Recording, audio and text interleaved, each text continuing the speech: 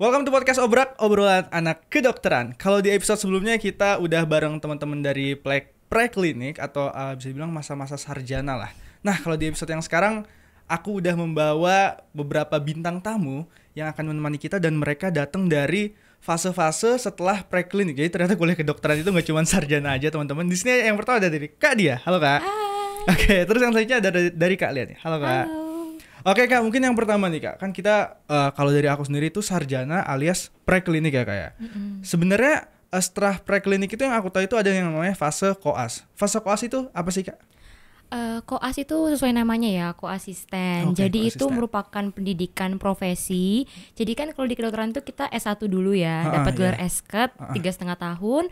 Terus kita untuk dapat gelar dokter, kita harus ambil pendidikan profesi. Iya. Nah, pendidikan profesi itu namanya koas gitu. Oh, jadi pas kita selesai dari sarjana kedokteran itu kita nggak bisa praktek menjadi dokter kah atau harus menjalani koas dulu atau gimana sih Kak sebenarnya? Harus menjalani koas dulu agar ilmu-ilmu yang kita dapat pas saat kuliah kemarin tuh udah bisa kita aplikasiin di rumah sakit.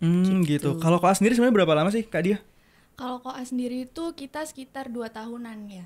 2 tahun itu sudah otomatis dapat gelar dokter atau ada lagi yang harus ditempuh gitu? Nah, habis koas 2 tahun kita harus ikut ujian nasionalnya dulu. Ada ujian nasional ya? Namanya UKMPPD. UKMPPD. Nah, habis UKMPPD lulus baru kita bisa jadi dokter, dapat gelar dokter. Tapi itu pun belum bisa langsung praktek. Belum bisa praktek? Belum bisa praktek. Jadi Apalagi tuh? masih ada tahapannya. Tahapannya setelah itu namanya internship. Internship 1 tahun baru bisa praktek sendiri. Oh gitu. iya, internship itu yang kemarin lagi lumayan ramai itu ya di Betul, Instagram ya kayak yang tentang lagi gaji 3 viral. juta, 6 juta dan lain sebagainya. Nanti kakak yang bakal merasain internship 2023 atau masih belum ngerasain atau gimana Kak? Kita itu tahun 2024 ya. Kita ikut yang 2024. Oh berarti sekarang bisa dibilang masih tahun pertamanya ya? Tahun Iya, pertama dari betul, koas ya? Betul. Oke, kan kemarin dari saya sendiri, saya semester 5 sempet mencicipi atau dalam tanda kutip ya sempet ke RSSA lah, ngelihat dari Kak Liani, Kak Dia, ngelihat teman-teman koas itu pakai sebuah baju yang kayaknya khusus gitu. Sebenarnya apa sih namanya bajunya itu? Namanya scrub ya. Namanya scrub. Pas banget Kak, karena kita lagi ngomongin scrub nih, aku punya hadiah buat Kak Dia dan Kak Liani. Waduh, apa tuh? Ini adalah scrub. Nih yang pertama kasih buat Kak Dia dulu. Thank you. Aduh sorry. Yang ini ada buat Kak Liani. Dari packagingnya sih kelihatannya mewah banget Iya, ini. nanti bisa dibuka di rumah Kak. Jadi ini scrubnya kita dapetin dari Home of Stasis, salah satu sponsor yang ada di video ini. Mantep banget. Iya, nanti boleh dibuka di rumah aja Kak ya. Oke. Oke Kak, tadi kita udah ngomongin soal pakaiannya dan lain sebagainya. Sebenarnya yang bikin saya pengen ngobrolin soal koas itu karena bisa dibilang dunia koas ini apa ya, lumayan tertutupi oleh awan sih Kak bagi kami mahasiswa preklinik ya. Karena gimana ya, kita tuh dari SMA ke preklinik atau ke sarjana itu aja sebenarnya udah lumayan banyak hal-hal yang baru kita tahu setelah kita mencemplung. Kayak contohnya pas kita kuliah di kedokteran sarjana itu setiap hari kita jadwalnya kuliah. Senin sampai Jumat dari jam 8 sampai jam 5 kita kuliah full. Sebenarnya kalau di koas itu gimana sih Kak penjadwalannya, apakah lebih ekstrim dari masa preklinik atau seperti apa? Oke, kalau koas itu kita tergantung dari masing-masing departemen. Jadi Azam tahu nggak kalau koas tuh kita dibagi-bagi per departemen. Misalnya nih, kamu teman seangkatan aku, kamu nanti masuk mata, aku masuk bedah, Liani masuk THT kayak gitu. Nah, masing-masing departemen itu beda-beda jadwalnya. Tapi rata-rata kalau di kita biasanya bilangnya itu kalau pagi namanya stase. Pagi stase. Stase itu dari sekitar jam 7 sampai jam 3 sore. Oke. Terus jam 3 sore lanjut lagi sampai pagi itu namanya jaga gitu. Jadi sangat berbeda sama preklinik. Kalau preklinik kan jam efektifnya mungkin jam 8 sampai jam 3 ya. Kalau di koas kayak nggak ada berhentinya. Kayaknya nggak ada jam efek, nggak ada kali ya jam-jam efektif kayak gitu. Oh berarti sebentar Kak. Kalau di preklinik kan kita cuman belajar dari jam 8 sampai jam 3, itu pun belajarnya di kelas perhatiin PPT dosen. Nah kalau di koas tuh gimana? Tadi ada dari jam 7 sampai jam 3 itu ngapain aja Kak? Oke, jadi kalau koas itu bisa dibilang beda banget sih sama kuliah. Jadi kamu datang dan gak akan ada yang nuntun kamu hari ini kuliahnya sama ini ya, nanti masuknya jam segini tuh gak ada. Jadi kita itu bekerjanya itu based on operan namanya. Ini aku cerita dulu dari awal ya. Boleh, jadi misalnya Azam masuk koas nih, dapat stase mata, THT dan lain-lain. Nah, dari awal pas mau masuk matanya kan Senin, itu dikasih operan dulu. Nah, yang ngasih operan itu bukan lagi kayak admin, kayak misalnya siapa ya, Pak Sodi gitu enggak. Tapi yang ngasih operan itu ya teman-temanmu yang sebelumnya di mata. Dan itu harus, karena kan regulasinya itu nggak sama terus. Kadang itu bulan ini A, bulan depan B gitu, ganti-ganti. Nah, begitu dapat operan, kita dikasih tahu jadwal di mata itu ngapain aja sih, atau jadwal di stase lain tuh ngapain. Nah, seperti yang dibilang dia tadi itu umumnya stase dulu. Nah, stase itu kita ngapain aja sih? Jadi setiap departemen tuh beda-beda kebijakannya. Tapi mostly kalau kita stase itu kita akan ditugaskan di beberapa tempat. Yang pertama itu poli. Jadi poli pelayanan. Terus yang kedua itu ada yang di IGD, ada yang di ICU, ada yang di OK atau ruang operasi, kamar operasi. Nah, semua itu udah ada pembagiannya. Nah, kita tuh efektif dari jam 8 pagi atau jam 7 atau jam 6 tergantung. Dan juga sampai jam 3. Nanti jam 3 itu kita lanjut lagi kalau memang kita dapat jadwal jaga. Misal hari itu aku yang jaga. Ya udah, aku berarti dari jam 3 itu nggak pulang. Aku akan jaga sampai besok pagi. ini seriusan kayak gitu? Iya, jadi 24 jam. Wow, jadi kita sebenarnya kalau di kelas kan ya udah gitu masuk, duduk di kelas. Kadang-kadang mungkin kalau sekarang lagi offline, lagi zaman danusan kali ya Kak. Mungkin dari Kakak nggak terlalu merasakan kali ya dari ini. Cuman itu maksudnya gimana tuh Kak, dari jam 8 sampai jam 3 atau dari jam 6 mungkin itu belajar PPT kah, atau mungkin ada belajar-belajar yang kita belum pernah ngerasain?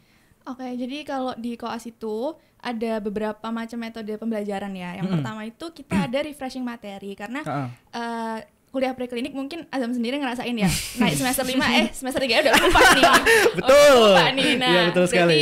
Harus ada refreshing materi. Nah, itu kita sistemnya belajar kayak kuliah biasa gitu. Ada yang lewat online, ada yang offline gitu. Nah, selain itu yang utama perbedaannya preklinik sama di koas itu, kalau koas tuh kita kayak yang dibilang Liani tadi, itu langsung menemui pasien. Jadi belajarnya itu langsung ke pasien gitu. Bener banget. Jadi bukan utamanya nyari teori, tapi di sini nyari skill sama pengalamannya gitu. Berarti let's say teorinya kita udah dapetin semua di preklinik. Itu biasanya tiap paginya itu review ulang, atau maksudnya review sesuai mungkin kalau misalkan di preklinik kita ada pertemuan pertama belajar tentang kornea dan lain sebagainya. Itu gimana Kak reviewnya? Apa langsung semuanya aja gitu? Sama kayak gitu sistemnya, jadi dari awal sampai akhir diulas secara ringkas sih. Jadi biasanya rata-rata per departemen itu punya jadwal refreshing materi 1 minggu pertama. Nah, 1 minggu pertama itu kita benar-benar ngulas materi dari awal sampai akhir di departemen tersebut. Terus nanti minggu kedua baru kita ke pasien. Gitu. Maksudnya ke pasien itu kayak gimana Kak Leni? Kalau ke pasien itu tadi aku masih salah fokus sih sama yang diceritain dia. Jadi itu ini kalian kan kalau semester 5 itu belajarnya berapa? 5-6 bulan ya? Untuk menghabiskan 1 blok. Kita itu seminggu 1 blok tuh habis. Jadi ibaratnya gitu. Misal kamu mata dari anatomia dan lain-lain. Nah, kita itu seminggu itu ya udah sampai semua penyakitnya tuh udah harus kelar. Gitu. Jadi dianggap kita sudah sarjana. Berarti ilmunya udah ada, tinggal di-review gitu. Tinggal di-review aja. Dan pas di poli itu sebagian besar departemen itu mewajibkan kita untuk membuat yang namanya status poli, status ruangan. Jadi kita dapat kertas. Kertas itu isinya ya semacam rekam medis gitu, tapi buat kita sendiri. Jadi kayak keluhannya apa, subjektifnya keluhannya apa, terus yang kita pemeriksaan fisik hasilnya apa, terus diagnosisnya apa, tata laksananya apa. Nah, nanti dari yang kita tulis sendiri itu kita konsultasikan sama PPDS yang ada di situ. Kalau kita nggak belajar, kita nggak nge-review, kita mau nanya apa ke pasiennya, kita kan nggak tahu. Misal pasiennya datang apa, misal diabetes. Nah, kita udah lupa nih diabetes ini gejalanya apa, diagnosis bandingnya apa. Ya udah, kita pertanyaannya ngawang-ngawang gitu. Jadi kalau di poli itu kita harus ketemu pasien langsung, kita tanyain, kita ya udah sebebasnya kita explore, kita periksa dan kita buat statusnya gitu. Bentar Kak. Jadi di poli itu Kakak sebagai sarjana kedokteran itu berarti yang melakukan anamnesis ke pasien, atau hanya mendampingi PPDS lalu mencatat hasil dari anamnesisnya PPDS, atau seperti apa sih Kak sebenarnya? Kita itu bisa dibilang mendampingi PPDS, tapi kita juga punya tetap harus ada 1 per hari. Beda-beda sih ya, regulasinya beda-beda. Cuman rata-rata itu 1 per hari. Jadi dari keseluruhan pasien itu kita misal udah berapa ya, per poli itu biasanya ada 30, misal 30 pasien. Ya udah, kita salah satu dari 30 itu kita harus periksa sendiri. Jadi kita denger nih pas pasiennya datang ke dokternya, terus habis itu dia keluar, kita ngikut. Misi dokter, kita ikut periksa pasiennya ya. Terus udah kita keluar, pasiennya di depan, kita wawancara, kita anamnesis, kita periksa dan lain-lain. Atau biasanya periksa itu bareng sama PPDS-nya. Soalnya kan nggak mungkin di luar kan kalau periksa. Di dalam kamar poli itu kita periksa. Tapi pasien yang lainnya tetap diperiksa PPDS-nya, kita ngikut. Dan kadang pas kita ngikut itu ditanya, ayo dek, kira-kira kalau kayak gini diagnosisnya apa sakitnya, kamu kasih apa. Terus kalau misalnya kita jawabnya agak gimana, ya diterima aja. Jadi ini kayak sniper, cuman snipernya wah gokil sih. Semenakutkan itu nggak sih Kak bagi mahasiswa parklinik buat lanjut ke koas, atau kayak pasti ya udah kayak pasti akan terjadi juga gitu, gimana Kak dia? Oke, kalau dari aku sendiri ya, dulu waktu baru lulus sejujurnya takut banget. Takut banget. Karena ya mau gimana, itu kan sesuatu hal yang baru ya buat kita. Biasanya liatnya buku doang, terus sekarang kita harus liatnya orang langsung, pasien langsung. Pasti takut banget. Tapi setelah masuk itu kita nggak bakal sendiri. Kita belajarnya sekelompok, bareng-bareng, banyak teman buat sharing. Terus PPDS itu juga sangat mengajarkan helpful, sangat mengajarkan. Dan SPV-nya juga sangat membantu kita. Jadi kalau menurutku semenakutkan apa itu kembali ke diri masing-masing sih. Yang kata Liani tadi, kita persiapannya seberapa, misalnya belajar atau enggak. Semakin nggak belajar semakin takut. Benar Semakin setuju. belajar semakin siap, ya nggak ada yang ditakutin gitu. Udah siap menghadapi pasien. Berarti ini sebenarnya kayak kalau di preklinik paling yang kita beneran ngadepin pasien itu pas OSCE kan, walaupun sebenarnya cuma probandu saja kan. Berarti ini ibarat kata kita kayak OSCE aja gitu tiap hari kan? Iya benar. Jadi kalau kamu koas itu kamu nggak belajar, kamu rugi sendiri.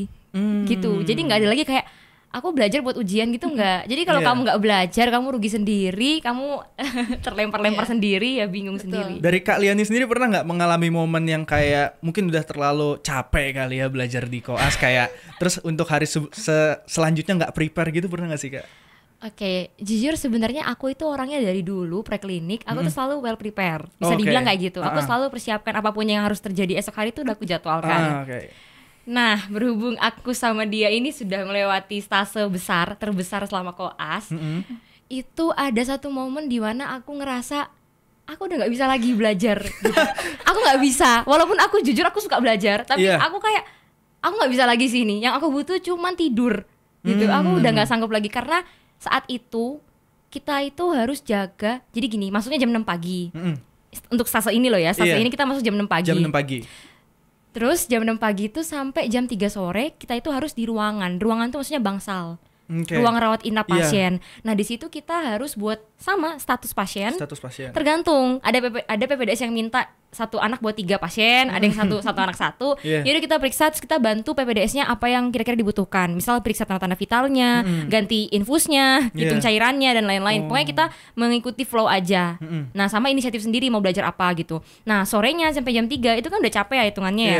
Azam aja kalau kuliah dari pagi sampai sore ngantuk kan. Iya, pulang-pulang pengen tidur. Padahal cuma duduk dan lihat kan. Walaupun ya susah juga sih mikir. Cuman waktu itu kan kalau kelas itu kan kita ngapa-ngapain ya. Jadi kita tuh melakukan sesuatu gitu. Kita doing something, jadi capek. Nah, belum lagi itu capek fisiknya ya, belum mentalnya bro. Kita ini kan beda ya. Kalau preklinik itu siapa sih yang mau roasting kamu, siapa sih yang mau bilang, aduh kamu kok gini banget, gak ada. Tapi kalau di klinik itu kata-kata yang tidak pernah kamu dengar tuh bisa terdengar. Misal kayak segitu doang, nggak tahu, lupa gitu. Jadi kayak nggak pernah belajar, kok nggak baca sih gitu, kayak kayaknya aku dulu nggak gini deh, tapi kok sekarang gini ya gitu. Itu lumayan dirasakan saat OSCE sih sebenarnya Kak. Oh gitu. Iya, jadi saya pas OSCE itu pernah aja gitu, misal ada yang kan ada step-stepnya gitu, ada yang kelihatan ya dari saya kurang tahu dokter spesialis itu gimana, ya nyeletuk aja sama kayak gitu kan. Benar. Jadi ya pas OSCE aja udah kayak gitu, apalagi ini yang OSCE ibarat kata OSCE tiap beneran, hari. Iya. Jadi kayak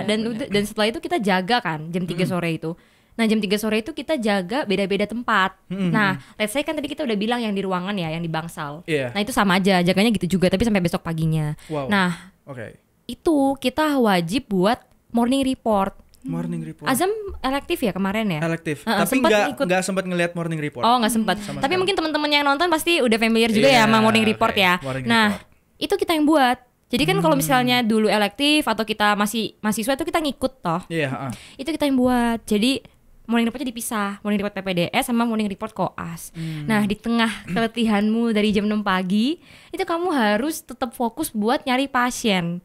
Jadi kamu tuh nanti di koas itu sebenarnya yang mostly ngebuat stres itu adalah kamu harus punya kewajiban untuk nyari pasien, nyari kasus gitu. Jadi kamu jaga ini. Terus habis itu kamu besok harus ke morning report. Morning report ini tergantung sama SPV-nya. Dia maunya 3 pasien, dia maunya 2 kasus, dia maunya berapa itu terserah. SPV ini PPDS atau spesialis. SPV ini supervisor. Jadi dokter spesialis konsulen yang akan membimbing kita nanti morning report. Nah, udah, kita harus nyari kasus. Kasusnya itu pun susah karena kita harus nyari kasus yang sesuai dengan kompetensi dokter umum, kompetensi 4 atau 3. Sementara RSSI ini kan rumah sakit rujukan. Iya, jadi yang penyakitnya itu yang kompetensi 2, kompetensi 3, yang kita itu nggak familiar sama itu. Cuman pernah baca dulu teorinya, tapi kita nggak tahu ini in daily life itu kayak gitu ternyata. Nah, itu kita harus ambil gitu, kita harus ngelapor ke PPDS-nya bahwa kita pakai kasus ini. Terus untuk pasien itu kita harus periksa satu persatu. Misal ada 3 pasien, di tengah kelelahanmu dari pagi tuh kamu harus ke pasien, kamu harus anamnesis, harus kamu periksa dari kepala sampai kaki. Kamu harus ambil urinnya, kamu periksa urinnya di laboratorium, kamu harus ambil darahnya, kamu periksa darahnya di bawah mikroskop dan lain-lain itu. Setelah itu baru kamu buat PowerPoint. Itu di PPT? Iya, jadi kamu buat PowerPoint morning report. Ya semua, mulai dari anamnesis, pemeriksaan fisik, diagnosismu apa, planning terapimu apa, planning monitoringmu apa, edukasimu apa. Setelah semua kekeosan itu, kayaknya paling banyak kita tuh selesai jam 12 malam ya. Sekitar jam 11 malam, jam 12 malam paling tuh cepet. Itu paling termasuk cepet, itu udah selesai. Nah, itu harus kita konsulin lagi. Kita harus konsulin itu ke PPDS ruangan atau bangsal di mana tempat pasien itu dirawat. Karena kan dia yang tahu kan. Nah, kita konsul ke dia. Terus habis itu setelah udah kita konsul lagi sama PPDS Chief. Chief PPDS itu adalah kayak semacam apa ya, pemimpin PPDS jaga hari itu gitu. Jadi yang paling senior. Kita harus konsul 2 kali. Nah, itu biasanya konsulnya selesai jam berapa? Subuh.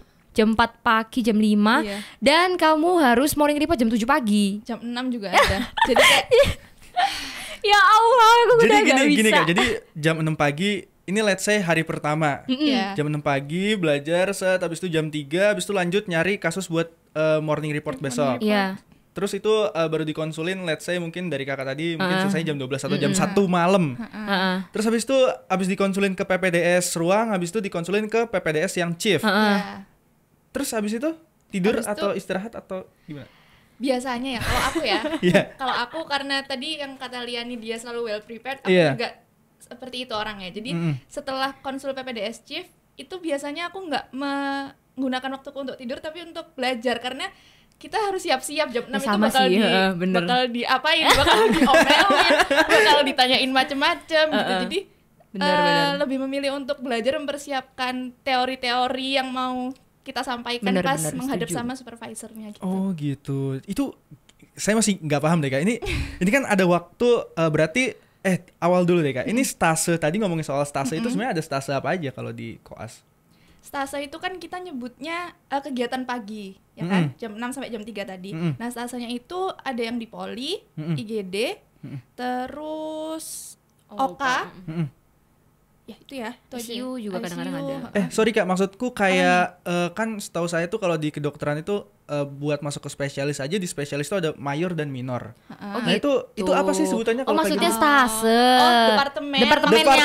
Nah, itu gimana Kak pembagiannya kalau departemennya kita itu ada 16. Jadi selama 2 tahun kita harus menyelesaikan 16 departemen.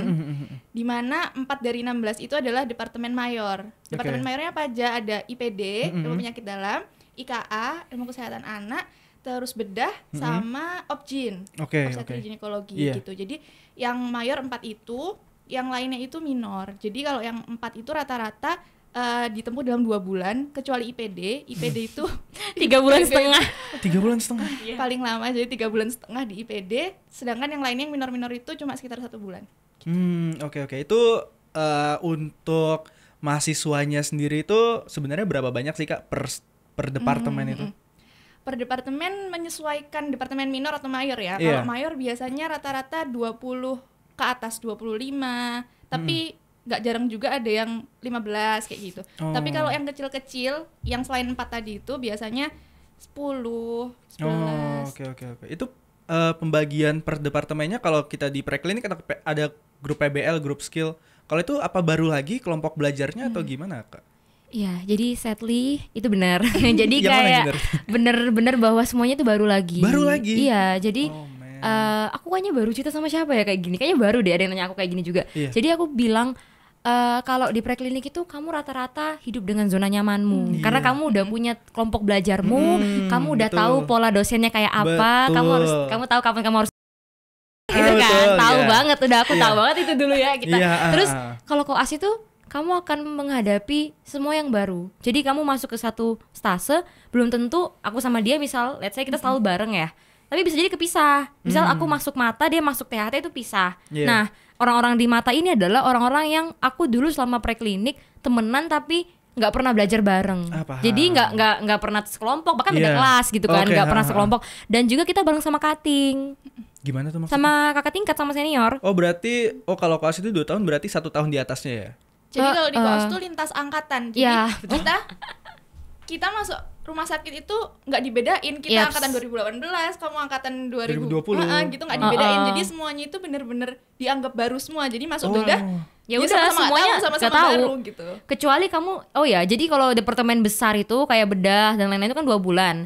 Nah 2 bulan itu kan berarti kita itu setiap 1 bulan sekali ganti stase. 1 bulan sekali ganti departemen kecuali yang besar. Kalau yang gede itu dia 2 bulan. Kayak bedah itu 2 bulan. Nah berarti kan kalau misalnya aku masuk ke bulan yang kedua, ada yang masuk ke bulan pertama kan. Itu namanya junior, ini namanya senior. Jadi bukan kamu angkatan berapa kamu senior, kita angkatan enggak. Tapi yang siapa yang duluan dia yang senior. Karena meskipun gimana-gimana, yang udah masuk lebih dulu tuh pasti yang lebih tahu flow departemen tuh kayak gimana. Gitu. Oke, berarti nggak peduli dia hitungannya 1 tahun di atas kita pas preklinik, tapi kalau misalkan emang dia baru masuk di departemen tersebut dan kita udah lebih dulu, kita hitungnya tetap senior gitu. Bener. Itu gimana hierarkinya Kak? Tetap manggil Kak Leandika? Enggak dong. Kita tetap sopan. Tetap menghargai, tetap sopan, tetap kita tetap menganggap dia kakak tingkat kita. Karena kan meskipun kita udah duluan, tapi mereka lah yang lebih banyak lewat departemen lainnya daripada kita gitu. Jadi kita tetap menghargai, tetap menghormati. Tapi untuk kerja kelompok, tugas-tugasnya ya kita harus bagaimana caranya kita harus beradaptasi mengerjakannya bersama kakak-kakak tingkat itu gitu. Jadi nggak sama teman-teman terus. Wah ini baru sih. Jadi kita bisa mix gitu. Bisa atau ya, selalu? Hampir selalu. Kamu kan kalau nyiapin OSCE kan udah tahu ya sama teman-temanmu yang akrab. Kalau kita nggak bisa, kamu di IPD udah akrab nih sama golongan ini, udah akrab, udah nemu, pindah stase, ganti orang lagi, ya adaptasi lagi, belajar barengnya tuh ya sama orang-orang yang baru lagi, jadi kadang kayak agak beda gitu loh. Wow, jadi bentar, jadi per departemen itu orang baru lagi. Jadi baru. Di departemen mata sama ABC, di departemen misal let's say bedah sama DEF gitu. Iya, tapi kamu akan selalu bareng sama soulmate-mu. Soulmate itu apa tuh Kak? Gimana tuh? Jadi di koas itu kita ada namanya soulmate sama soul group. Soulmate itu apa? Soulmate itu adalah istilahnya kayak partnermu selama 2 tahun gitu. Kamu nggak akan pisah sama dia. Itu milihnya gimana? Milihnya itu ladder ya dulu ya. Ladder dari presidium koasnya. Jadi bukan kita sendiri, kita nggak bisa ngotak-ngatik gitu ya. Jadi benar-benar dari presidium koas kita dapat siapa, misal aku tiba-tiba dapat sama kamu. Ya udah, aku sama 2 tahun itu nggak mungkin pisah sama kamu. Aku selalu kemana-mana sama kamu, masuk stase sama kamu, jaga sama kamu, ujian sama kamu gitu. Jadi selalu kayak gitu kalau soulmate. Nah kalau soul group itu biasanya terdiri dari beberapa soulmate. Jadi kayak misalnya soul group terdiri dari 5 soulmate. Jadi berarti kan 10 orang ya. Nah itu masih bisa terpisah kalau soul group. Jadi misalnya bersepuluh, aku pas mata sama dia. Tapi nanti pas THT aku pisah sama dia, tapi aku tetap sama kamu, sama soulmate-ku gitu. Gitu. Jadi soul group itu biasanya ketemu lagi kalau stase gede. Kalau kecil pisah. Gitu. Itu maksudnya ngaruhnya tuh apa gitu Kak si soulmate ini? Atau ngaruh banget atau enggak sih sebenarnya selama perjalanan 2 tahun nge-koas ini? Ngaruh banget. Ngaruh Pol. Jadi saya tuh kemarin elektifnya ngambil pulmo sama dokter Ungki. Kami kan ke poli. Itu kebetulan di poli tersebut itu ada 1 dokter muda, 1 aja. Nah itu kalau misalkan emang katanya ada soulmate itu, apakah soulmate itu akan selalu bareng kita kemana-mana? Misal soulmate yang A pergi ke poli gitu. Apakah yang B ini dia harus ikut juga? Atau barengnya dalam sisi apa sih Kak? Aku kan kemarin udah pulmo juga ya, udah lewat. Jadi itu sebenarnya tergantung berapa jumlahnya. Jadi kalau misalnya aku kemarin paru cuma 4. Jadi aku tuh pulmo satu kelompok cuma 4 orang. Jadi yang menjalani stase pulmo dalam 2 minggu itu cuma 4 orang. 4 orang doang. Jadi harus dibagi. Kan ada 4 poli. Gitu. Paru itu ada poli TB, poli umum, poli dan lain-lain itu harus dibagi. Jadi ya sendiri-sendiri. Tapi kalau barengnya itu ya kalau misalnya anaknya banyak, jaganya kan mesti minimal 2 orang ya. Kamu pasti jaga sama soulmate-mu. Terus habis itu kalau stasenya 2 orang ya sama soulmate-mu. Kalau 4 orang ya sama orang lain tapi tetap akan bareng sama soulmate-mu gitu. Oke. Menarik sekali. Nih Kak, mungkin kalau mungkin banyak orang nggak tahu kalau di kedokteran itu kita tuh bisa banget tinggal kelas ya. Di preklinik itu let's say kita di tahun pertama tahun pertama tuh berarti semester 1 dan 2 kita nggak nilainya kurang gitu, kita bisa aja tinggal di tahun pertama. Kan itu hitungannya nggak naik kelas ya Kak ya. Nah, kalau di koas sendiri bisa sih Kang? Bisa nggak sih Kang nggak naik kelas? Bisa. Bisa nggak naik kelas? Bisa. Bukan nggak naik kelas ya, istilahnya nggak lulus stase. Nggak lulus stase. Jadi kalau misalnya mau lulus dari sebuah stase itu kan ada banyak ya. Ada misal kita disuruh bikin laporan kasus, suruh bikin bedside teaching, ada ujian long case dan sebagainya. Nah kalau misalnya dari salah satu itu nilainya mungkin kurang memenuhi, atau biasanya yang paling sering bikin nggak lulus stase itu OSCE-nya. Jadi kalau misalnya OSCE-nya nilainya nggak memenuhi, itu bisa banget buat nggak lulus stase, dan itu biasanya ngulangnya itu di akhir. Jadi misalnya nih kita udah 2 tahun, udah tahun menjalani koas yang udah aduh, ya Allah udah panjang banget. Tiba-tiba di akhir kok pas lihat siam nilainya nggak memenuhi. Oh, nilainya itu pas di akhir 2 tahun itu? Di akhir. Kalau yang setahu aku, kakak-kakak yang 2017 ini itu aja baru keluar 1 departemen nilainya. Jadi di akhir. Jadi bukan selesai kita itu langsung tahu nilainya.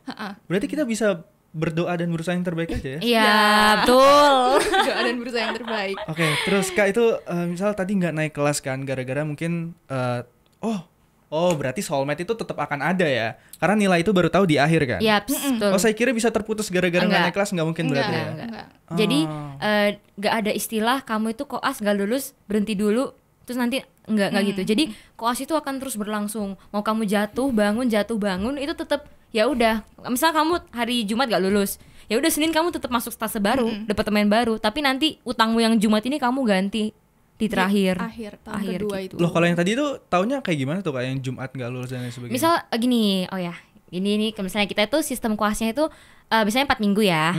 2 minggu awal itu minggu pertama kita kuliah, kadang langsung poli. Minggu kedua kita masih poli atau masih yang jaga dan lain-lain. Minggu 3, 4 itu mulai ada ujian-ujian. Gitu. Jadi flow-nya tuh gitu. Disimpan di akhir ya.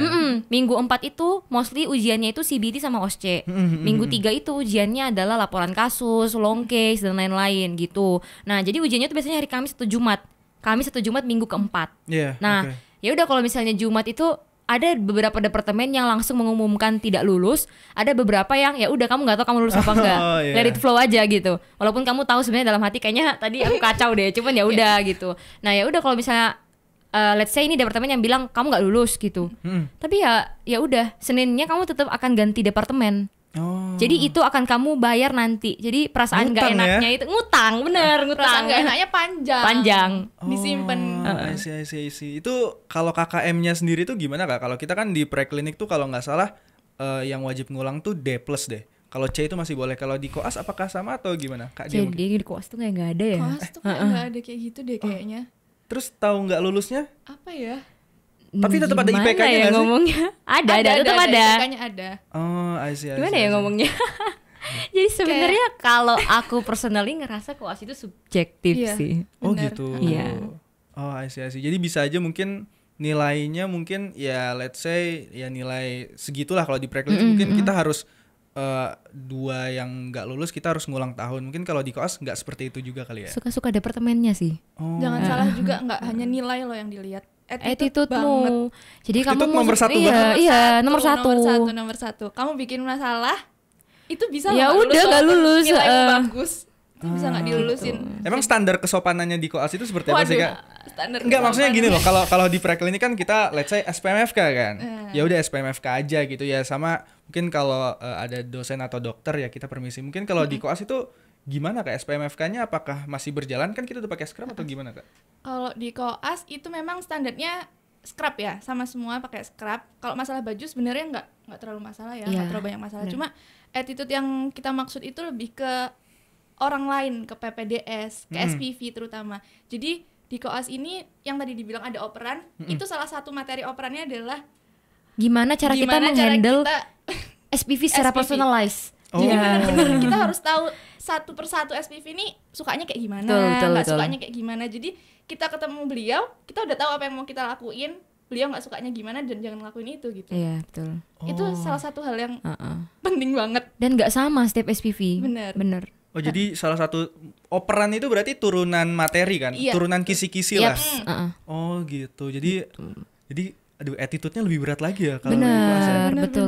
Jadi iya coba gimana Kak? Kalau ini juga tips banget sih buat yang nonton. Gimana? Kalau preklinik itu kan kalian belajar kan kita udah melewati ya. Jadi kita tuh belajar ya kita hanya mempersiapkan untuk CBT sama OSCE. Saya ujian akhirnya kita cuma berhadapan sama soalnya dan kita ya tahu kira-kira SPV seperti SPV yang A itu akan mengeluarkan soal yang kayak seperti gini. SPV B akan mengeluarkan soal yang kayak gini. Betul. Jadi kita itu belajar dengan diri kita sendiri, kita memahami dengan diri kita sendiri dan kita mengerjakannya dalam diam. Ya kita mikir sendiri, ngerjain CBT sendiri, walaupun sebenarnya kan bisa belajar sama teman-teman, tapi kan pada saat hari-hari itu kita belajar ngerjain sendiri kan CBT-nya. Nah, kalau koas itu beda. Koas itu ujian yang bobotnya paling besar itu rata-rata laporan kasus sama long case. Nah, itu kamu akan maju by one istilahnya. Kamu sendiri SPV-nya mengujinya, kamu itu lisan gitu loh. Jadi rata-rata di koas itu kamu bukan ujian kayak kamu ujian ini ya materinya A sampai C baca, itu nggak gitu. Jadi ujian selamat pagi dokter, saya ujian sama dokter gitu. Ngomongnya gitu aja, ujian sama dokter? Enggak, jadi ada format chatnya sendiri, masing-masing itu ada. Tapi nah itu anggaplah singkatnya gitu ya. Nah nanti SPV-nya tuh dokternya tuh bakal ngasih, iya nanti cari pasien A atau B atau C atau D. Nah kamu harus cari pasien itu aja udah pusing, kamu harus nyari pasien itu. Terus habis itu kamu harus buat laporannya kan, kayak morning report tadi kamu buat, kamu presentasiin sama dokternya. Nah berarti beda kan ujiannya tuh kamu, walaupun aku tahu kamu itu udah hatam tuh, kamu udah baca banget tuh materinya dia, tapi dokternya itu akan nanya hal-hal yang suka-suka dokternya. Jadi gitu, jadi kamu, dan selama ini aku mengalami sini, jadi yang preklinik aku ngerasa aku pahamnya gini kok selama ini gitu. Jadi ternyata apa yang aku pahami itu, tapi kalau misalnya yang aku pahami itu aku coba untuk sounding, aku coba untuk omongin ke dokternya tuh punya standar yang berbeda mengenai itu, mengenai topik itu. Jadi aku udah belajar, aku udah presentasi kasus itu untuk dokternya. Tapi dokternya itu nanyanya kemana-mana, jadi nanya tentang kenapa kamu periksanya kayak gini, ini dari datanya apa. Jadi bukan lagi ini definisinya apa, epidemiologinya apa, etiologinya apa, patofisiologinya apa, gejalanya apa, nggak gitu. Jadi kalau di preklinik kamu dikasih vignette kasus. Kalau di sini kamu gimana caranya mendiagnosis itu dengan membuat vignette sendiri. Jadi vignette-mu itu, soal kasusmu itu harus lengkap sampai kira-kira itu mengarah ke diagnosis yang kamu pikir tentang pasien itu. Gitu. Jadi sangat personalized ya. Operan itu penting banget. Jadi kamu ujian sama dokter A. Di operan, dokter A hati-hati Rek. Sukanya nanya ini, sukanya nggak sukanya itu. Gitu. Jangan sampai nyebut ini, jangan sampai nyebut itu. Iya, jadi mau kamu sepintar apapun, tapi kalau kamu tidak sesuai dengan maunya, nilaimu jelek gitu loh. Jadi subjektif. Itu tuh sebenarnya bisa terjadi karena ya menurutku itu supervisor itu kan udah jam terbangnya udah bener.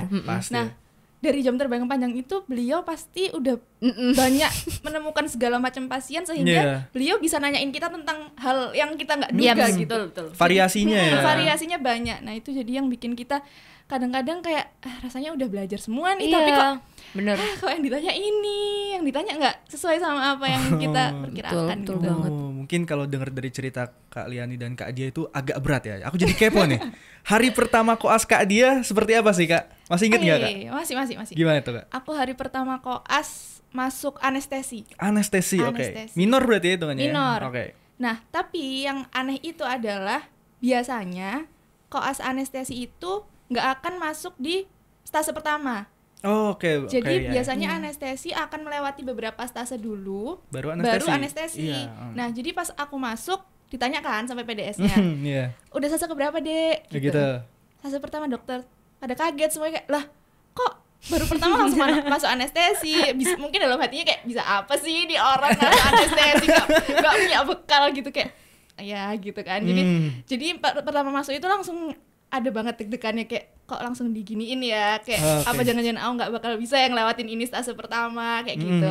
Gitu sih. Terus ternyata pas perjalanan hingga akhir apakah semampat itu atau ternyata ya lancar-lancar aja? Ternyata alhamdulillah lancar-lancar aja karena yang tadi aku bilang sebenarnya PPDS-nya itu pada baik-baik, rata-rata pada bantuin kita, supervisornya juga pada dampingin kita, jadi nggak terlalu banyak kesulitan sih kalau menurutku. Kalau dari Kak Liani sendiri gimana? Hari pertama koasnya masih inget nggak Kak?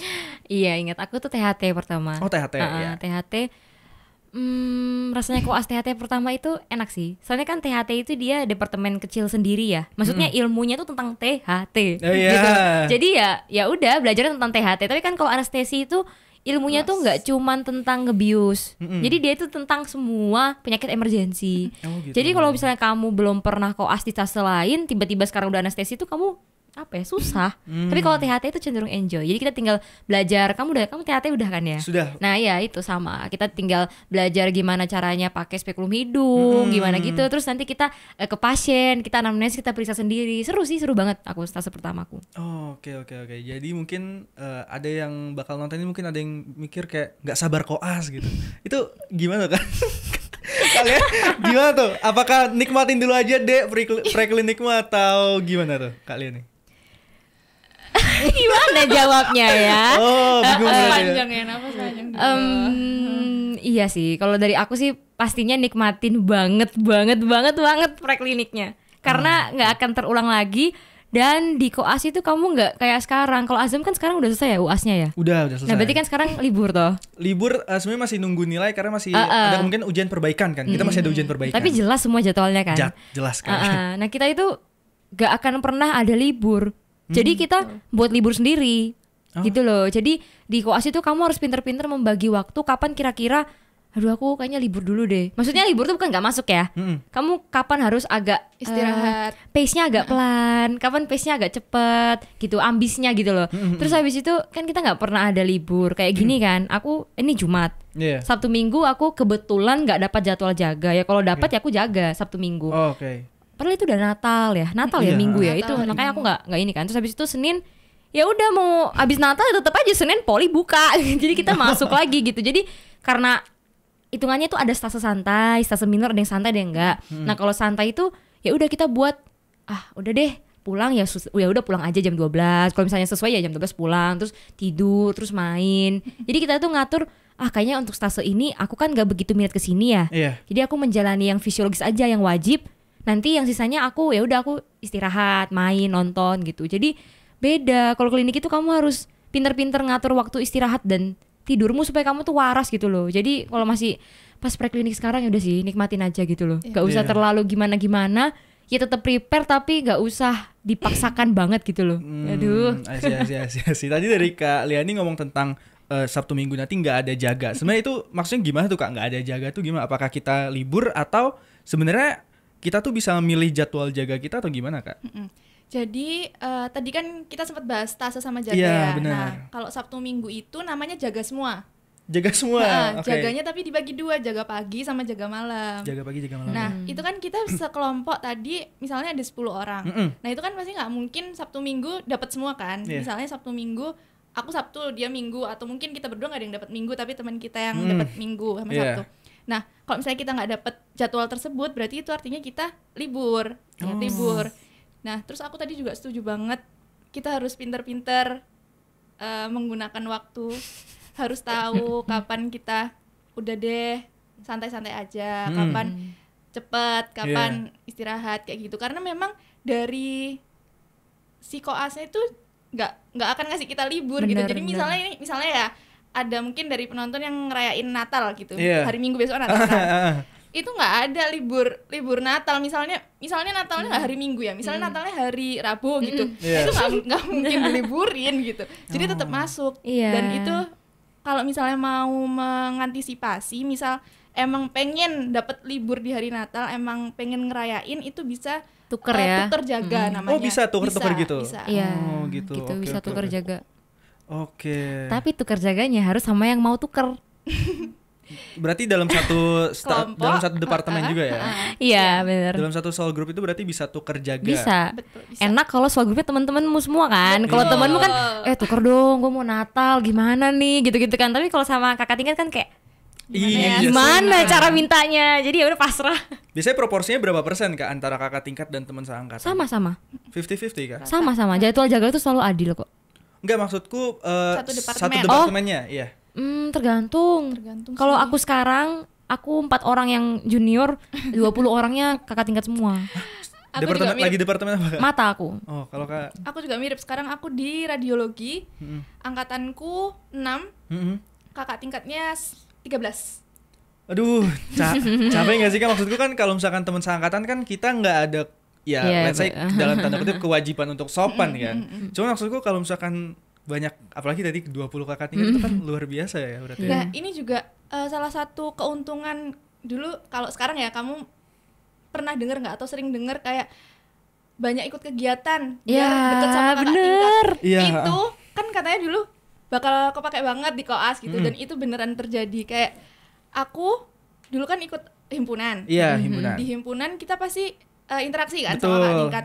Nah, itu sedikit banyak membantu aku waktu sekelompok sama kakak tingkat pas di koas. Oh, karena udah kenal duluan di preklinik ya. Nah, itu salah satu keuntungan, kita sering interaksi, sering bikin acara, sering ngelakuin kegiatan pas lagi preklinik. Oh gitu, ini seharusnya podcast ini ada sebelum kita masuk semester 1 sih Kak. Maksudnya biar kita bisa ikut organisasi gitu kan, motivasinya bukan karena SKK lagi kan, tapi demi menjalin relasi. Tapi sebenarnya di koas itu ada organisasi juga nggak sih Kak? Atau kepanitiaan atau kegiatan non akademik lah, let's say? Gak ada ya? Gak ada sih. Paling cuma ikut Dekan Cup dong ya Kak ya? Iya, sama Dies Natalis. Oh, Dies Natalis. Dies Natalis FKUB berarti namanya ya? Oh. Aku gara-gara dia cerita, aku jadi inget deh satu hal. Gimana tuh Kak? Dulu tuh aku termasuk penganut prinsip, kenapa sih kita harus sopan banget sama senior gitu. Aku termasuk adik kelas yang kayak gitu dulu, kurang ajar. Nah, terus pas aku jadi senior, aku mulai ngerasain, oh ini ternyata pentingnya gitu. Jadi kalau kamu koas itu, senioritasnya itu lebih berasa dan itu mempengaruhi banget. Nah, mungkin kan kalian kan seringnya banyak online ya. Aku sama dia ini offline-nya lama, sekitar sampai semester 4 baru kita online. Nah, jadi kita tuh udah biasa sopan sama kakak tingkat, sopan, hormat, karena kita tahu bahwa sepintar apapun kita, mereka yang lebih duluan, mereka lebih tahu gitu.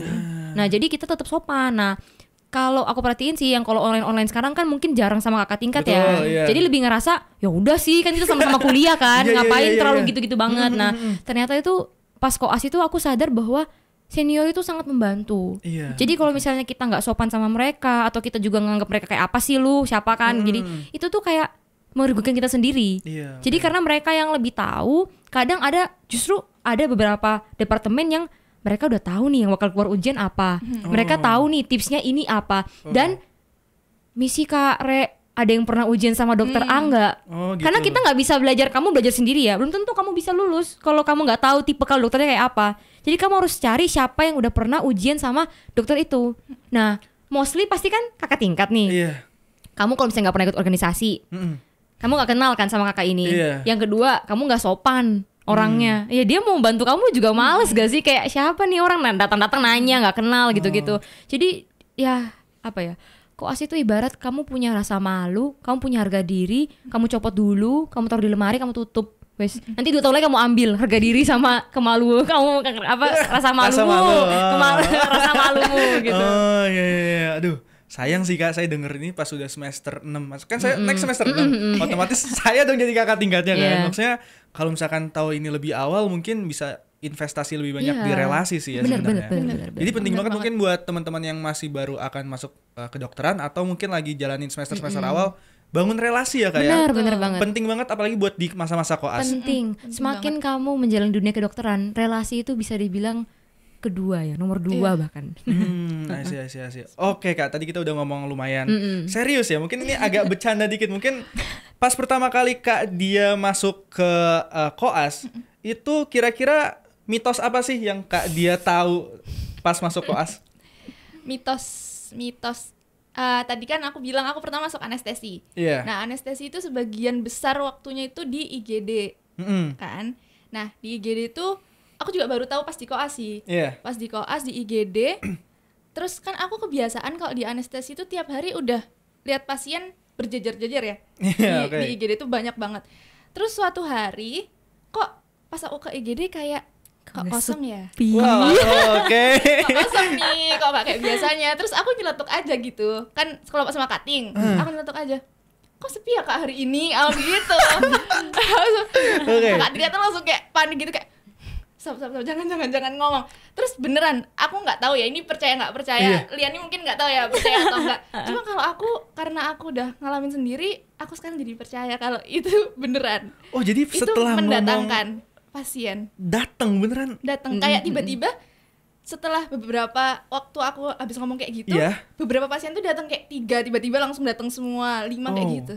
Kalau dari aku, mungkin kalau dari Liani gimana? Percaya nggak? Ini aku jadi inget koas wangi, koas bau ya. Gimana, itu termasuk salah satu faktor juga sih. Kalau aku kurang srek sama mitos kok sepi ya, tapi aku srek sama koas bau, koas wangi sih. Oke, itu gimana tuh Kak? Jadi kalau misalnya aku pernah jaga ya, aku nggak tahu ya, aku tuh beda-beda. Kadang aku wangi, kadang aku bau. Aduh, gimana? Pernah suatu saat aku itu wangi, tapi aku maunya bau. Misal ya, aku kan waktu kemarin bedah, aku tuh pengen coba jahit di IGD yang kecelakaan itu aku pengen nyoba, pengen bidai, pengen apa. Tapi tuh nggak ada pasien di IGD, jadi aku kayak kok sepi aku gitu kan, ayo datang gitu, tapi nggak bisa soalnya aku lagi wangi saat itu. Jadi aku rasakan itu kalau aku lagi pengen nggak ada, tapi kalau aku lagi aduh please hari ini jangan ada deh, aku hari ini mau nyicil OSCE atau aku mau ngapain, aku mau tidur, aku capek, banyak full. Oke. Berarti kalau koas bau itu adalah mereka yang dapat tanggungannya banyak. Memancing pasien datang. Oh, kalau wangi malah justru nggak ada pasien. Iya. Wow, itu. Terus ada lagi nggak dari Kak Liani selain itu? Ini sih, aku jadi ingat jaga IGD. Jadi selama aku koas yang kurang lebih berapa lama kita koas ya sekarang? 9 bulan ya? 7. Oh, 8 nggak sih? Tengah-tengahnya aja lah. Sampai lupa. Nah, itu kita yang paling sering aku rasa yang paling seru itu aku IGD sih. Jadi disitulah aku ngerasa, oh aku ini bakal jadi dokter beneran, gitu loh. Karena kan selama ini kan kita ya belajar aja kan, nggak tahu kapan kita aplikasiin. Tapi saat ada di IGD itu aku realize banyak hal. Yang pertama, oh aku ini hanya sebutir debu aja gitu. Nggak pengetahuanku itu hanya dangkal aja sebenarnya. Terus yang kedua, oh ternyata yang tak pelajari di preklinik dulu pas kuliah itu sama kenyataan itu nggak selalu sejalan dan nggak selalu sakak harus ikut yang teori. Terus yang ketiga, oh pasien itu bisa kayak gini ya bentukannya, bisa terburai gitu kayak sangat beraneka ragam bentuk gitu loh pasiennya. Jadi di situ aku mulai banyak belajar sih, karena pas di anestesi aku juga jaga IGD kan. Nah itu seru banget. Jadi di IGD itu ada yang merah, kuning, hijau. Merah itu prioritas 1, kuning prioritas 2, triase. 3 itu pasien yang ya udah bisa baik-baik aja gitu, bisa pulang. Nah kalau udah anestesi tanggung jawabnya di merah, emergency, jadi mengancam jiwa. Jadi begitu ada ambulans datang, udah didorong ke P1 atau ke yang merah, itu kita langsung waduh, kenapa ini? Mostly itu kebanyakan serangan jantung, 2 kecelakaan, 3 itu biasanya stroke. Nah gitu, jadi kayak oh pasien stroke itu gini ya, gitu. Oh pasien stroke itu gini ya, kan kita cuma belajar stroke berarti hemiparese, gitu-gitu kan kayak. Ya kalau pada kenyataannya kalau kamu tidak mencoba untuk mencari tahu dan kamu tidak mencoba menanya ke pasiennya, kamu tidak akan mendapatkan apa-apa. Jadi kamu nggak tahu nih pasien kenapa gitu loh. Nah, terus kalau misalnya kamu dapat pasien kecelakaan, berarti kan yang selama ini kamu pelajari kan kamu udah anestesi belum ya? Belum. Kalau di pasien kecelakaan kan kita harus primary survey toh, airway, breathing, circulation dan lain-lain. Ya kita dulu kan teorinya ya airway kita cek apa gitu kan, kayak jago ya udah kayak biasa aja gitu. Tapi pas ada pasiennya, ayo dekoas. Jadi kayak kadang itu panik gitu loh. Jadi oh ya, aku punya satu pengalaman sih. Ini pengalaman yang aku ngerasa pertama kali dan cenderung jarang ya. Jadi itu ada pasien dengan apa ya bahasa awamnya ya, serangan jantung ya. Tapi kalau kita yang kedokteran STEMI.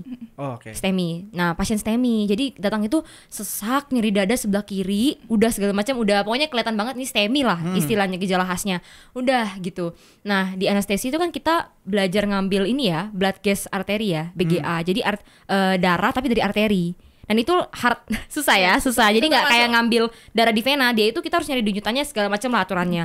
Ya udah, aku mau nyoba di situ dalam keadaan emergency ya, emergency. Jadi aku harus fokus cepat ngambil itu, pasiennya lagi STEMI nih, gitu kan. Jadi gitu. Nah, berhasil saat itu, aku seneng banget. Jadi berhasil aku ngambil, terus abis aku ngambil itu tiba-tiba tangannya bapaknya tuh nyengkram tanganku.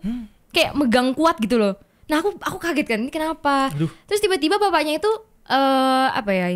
pupil kornea dan ini yang hitam lah, itu yang hitam itu ke atas. Jadi yang putih tok, seleranya tok yang kelihatan. Bisa kayak gitu? Jadi aku kayak ini kenapa? Aku ilmuku yang aku pelajari saat itu tuh aku nggak bisa ngaplikasiin. Aku bingung, ini kenapa dok? Ini kenapa gitu loh? Ini dok ini kenapa? Terus habis itu tiba-tiba dia kejang. Dia kejang. Terus habis itu monitornya hilang. Tit gitu. Iya tit hilang dan nggak lama ganti jadi VT itu ventricular tachycardia. Jadi dia itu cepet banget, nadinya itu 200 lebih, bahkan waktu itu 250. Tapi dia nggak ada nadi dan dia nggak sadar gitu, tapi monitornya ada gitu. Nah itu panik kan aku, dan posisinya aku panik, aku bingung aku harus ngapain. Dan dokternya langsung teriak, koas, mbak koas, dek koas yang lagi itu kamu siap-siap RJP gitu kan. Jadi aku kayak apa kira, aku kan kaget kan. Aku saat itu belum pernah RJP.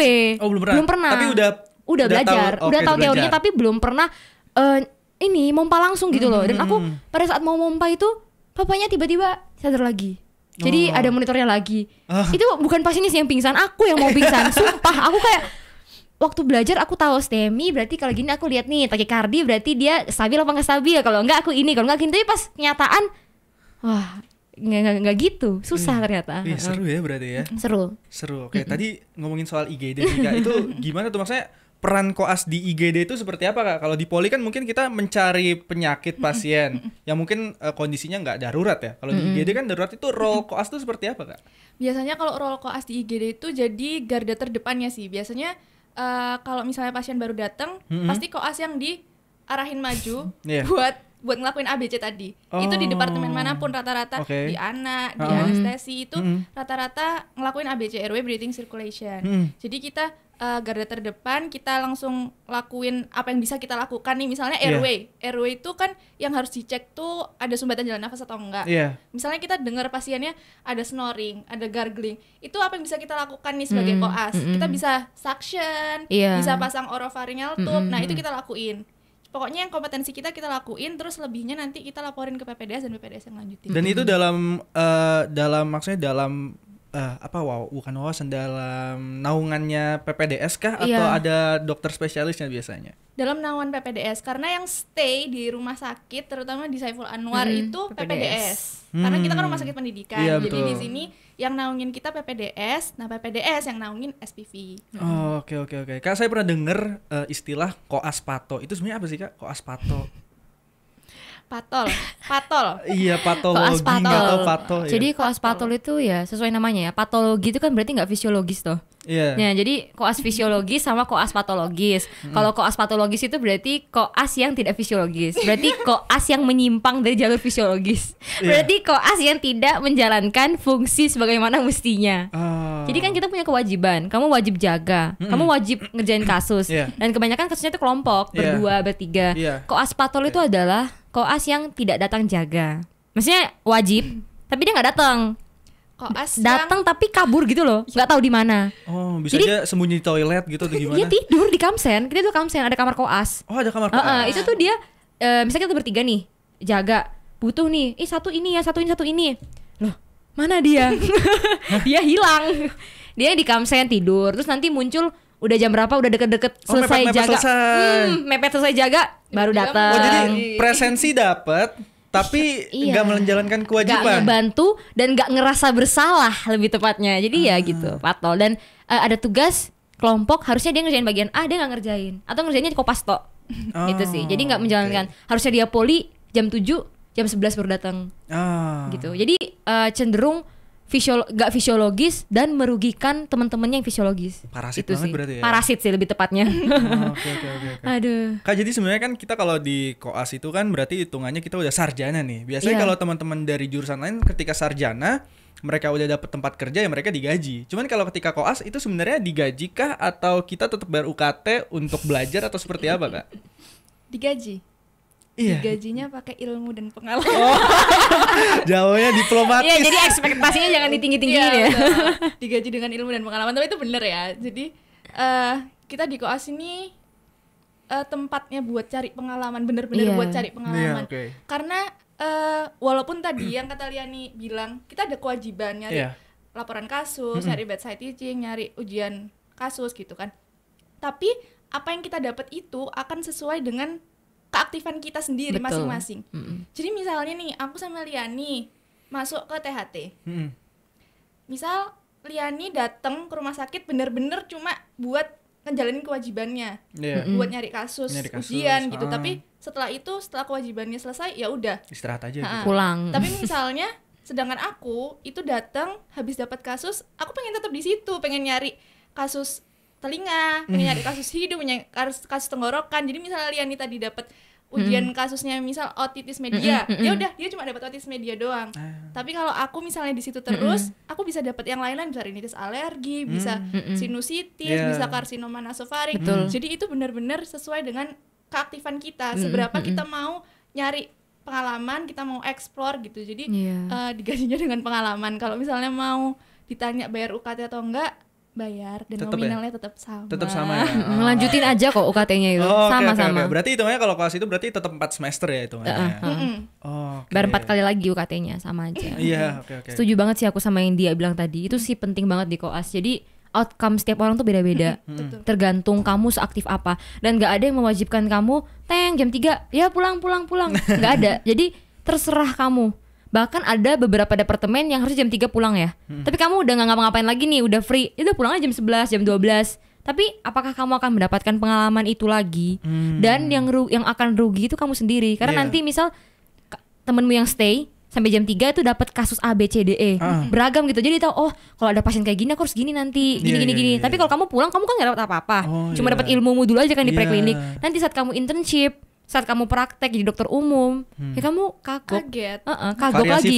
Iya, kamu nggak dapet pas koas, tapi temenmu yang dapet itu dia lebih tahu daripada kamu. Jadi koas itu bukan soal kepintaran lagi, tapi soal keaktifan, attitude, caramu bekerja dan lain-lain. Gitu. Oke, Kak. Mungkin ini waktunya udah mepet ya kan. Mungkin 2 pertanyaan terakhir, ada satu dari pendengar. Mungkin ada yang nanya nih Kak. Jadi sebenarnya pas koas itu ada nggak sih kesempatan bagi kita buat kayak ibarat kata dari dokter-dokter spesialisnya itu bikin penelitian, terus kita pengen ikutin, sebenarnya ada nggak sih kesempatannya saat koas? Ada banget sih. Aku pernah dengar cerita dari Kating, dia itu memang saat itu sangat aktif di departemen tersebut yang dimana dia memang tertarik, emang dari awal tuh pengen spesialis itu. Jadi saat masuk ke situ dia sangat explore, sangat mendekati SPV, tanya-tanya segala macam, dan itu dikasih kesempatan sama SPV-nya, mau nggak ikut penelitian, bahkan ditawarin jadi PPDS jalur langsung masuk gitu. Jadi ada banget sih kalau misalnya kita emang udah punya ketertarikan, misal Azam nih tertarik ke mata, nah pas masuk mata aktif aja, deketin SPV, deketin PPDS, nanti mereka bakal nawarin. Kalaupun mereka nggak nawarin, Azamnya bisa tanya sendiri, proaktif kayak proaktif.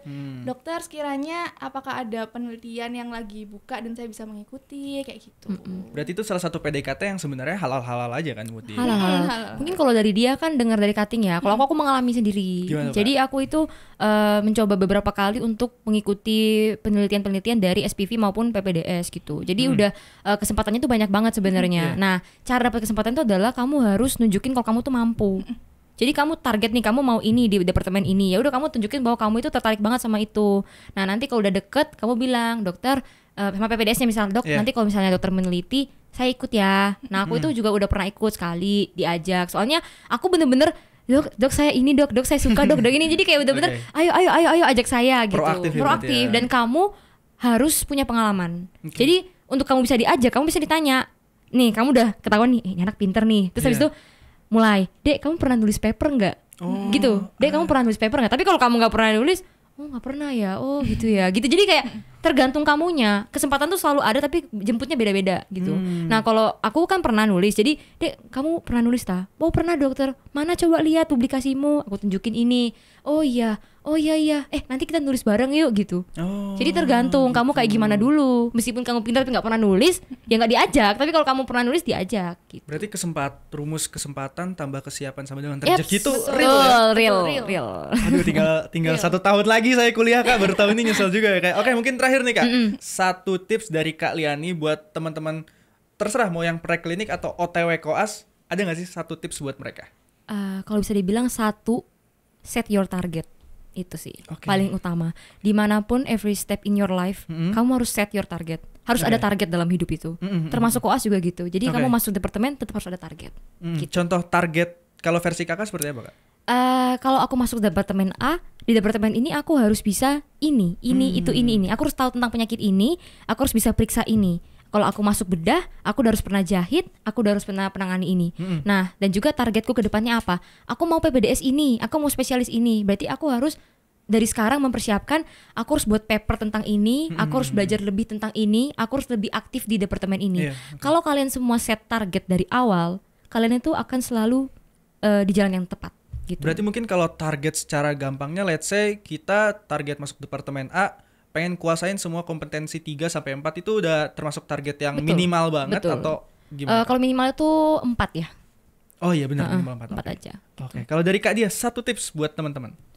Kalau dari aku, satu yang benar-benar aku rasain, harus jadi aktif.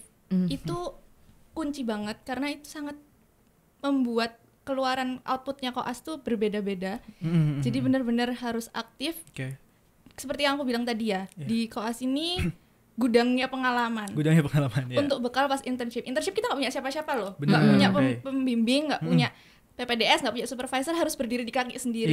Dan itu cuma bisa didapat kalau kita banyak lihat pasien dengan cara aktif di koas. Oke, berarti itulah dia tips. Saya nggak mungkin ngasih tips ya.